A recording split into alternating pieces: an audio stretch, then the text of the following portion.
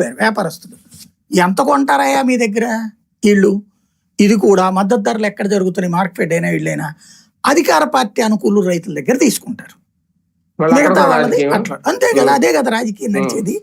ప్రభుత్వం సేకరించి ఇప్పుడు ఫర్ ఎగ్జాంపుల్ మన టమోటా ఉంది, ఎవరి దగ్గర కొన్నారు? నిజమైన రైతులు, రైతే వైసీపీ మద్దతుదారైన రైతు, టీడీపీ మద్దతుదారైన రైతు అన్నారు. టీడీపీ మద్దతుదారైన రైతు దగ్గర కొంటారు వాళ్ళు. వాళ్ళకి లాభం వస్తుంది. కానీ అక్కడ వ్యాపారస్తులు దీనికి భయపడి ఎక్కువ కొనాలి కదా, వీళ్ళు తెగించేశారు. ఏమవుతుంది, 4 రోజులు పోతే ఇప్పుడు వాళ్ళు మద్దతు ధర పెట్టుకున్నప్పుడు మనం ఎందుకు పోటీ పడాలి, 4 రోజులు ఆగుదాం, వాళ్ళే దారికి వస్తారు. దళారుల వల్ల కూడా ఇబ్బంది పడుతున్నారు రైతులు. దళారీ అనేది అనడానికి లేదండి. ఇప్పుడు మార్కెట్ యార్డ్ లో అమ్ముతున్నాడు, అక్కడ దళారీ ఏమున్నాడు? బేసిక్ గా మార్కెట్ యార్డ్కే తీసుకెళ్లి సరుకు పోస్తున్నాడు కదా. అక్కడ కొనే జనానికి వీళ్ళకి మధ్యన అనుసంధానతలో ప్రభుత్వాలు విఫలమవుతున్నాయి. నేను చాలా సార్లు ప్రస్తావించాను. పొగాకు లాంటిది అయితే డైరెక్ట్ గా చేయడానికి ఏం లేదనుకోండి.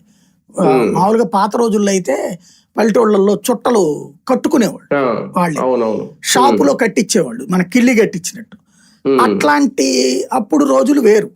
ఇప్పుడు ఇదంతా కూడా విదేశాలకు పంపించుకోవాల్సింది. పొగాకులో అట్లా సాధ్యం కాదు, ఆక్వాలో అట్లా సాధ్యం కాదు. బేసిక్ గా ఏమైపోతున్నదంటే రైతులకి సంబంధించినటువంటి దాంట్లో దండుకోవాలని దళారీ అనుకుంటాడు, వ్యాపారస్తుడు అనుకుంటాడు. వాళ్ళు తెగించేశారు. వీళ్ళు ప్రభుత్వం మద్దతు ధర కాకుండా ఏం చేయగలగాలి?